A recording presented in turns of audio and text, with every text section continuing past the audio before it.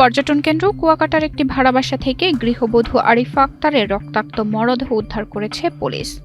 তিনি গৌর নদীর রায়গতি এলাকার আব্দুল খালিক হাওলাদারের মেয়ে। তার স্বামী রিফাত একই এলাকার বাসিন্দা। এ ঘটনায় সন্দেহভাজন হিসেবে নিহতের স্বামীকেই হেফাজতে নেওয়া হয়েছে। ৫ জানুয়ারি সোমবার রাত ৯টার দিকে কুয়াকাটা পৌরসভার মাঝিবাড়ি এলাকায় এই ঘটনা ঘটে। এক্সট্রিম মশার কয়েল প্ল্যান্ট ফাইবার দিয়ে তৈরি, তাই সহজে ভাঙে না, সুগন্ধিযুক্ত ও নিরবিচ্ছিন্নভাবে জ্বলে। ডেঙ্গু, চিকুনগুনিয়া বাহি সহ যে কোনো মশার বিরুদ্ধে দেয় এক্সট্রিম সুরক্ষা। স্থানীয় সূত্র থেকে জানা যায়, প্রায় ৪ মাস আগে এই দম্পতি কুয়াকাটার মাঝিবাড়ি এলাকায় একটি ভাড়া বাসায় বসবাস শুরু করেন। রিফাত স্থানীয় একটি রেস্তোরাঁয় কর্মরত ছিলেন।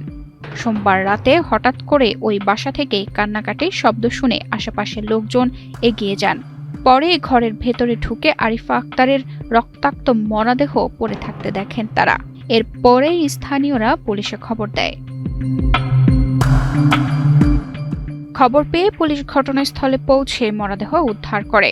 মহিপুর থানার ভারপ্রাপ্ত কর্মকর্তা মাতুব্বর খান বলেন, 999-এ কল পেয়ে আমরা ঘটনাস্থলে গিয়ে এক নারীর মরদেহ উদ্ধার করি। ঘটনার সময় স্বামী রিফাত বাসায় উপস্থিত ছিলেন। প্রাথমিকভাবে আমাদের কাছে মনে হইতেছে যে এটা একটা মার্ডার হইতে পারে। স্বামী কথাবার্তা অসংলগ্ন হওয়ায় স্বামীকে একটু জিজ্ঞাসাবাদ করার জন্য আপাতত আমাদের হেফাজতে গ্রহণ করেছি।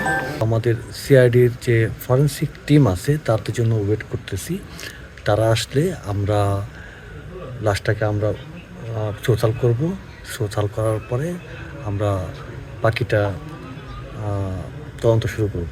মরদেহ ময়নাতদন্তের জন্য পাঠানোর প্রস্তুতি চলছে বলেও জানায় পুলিশ।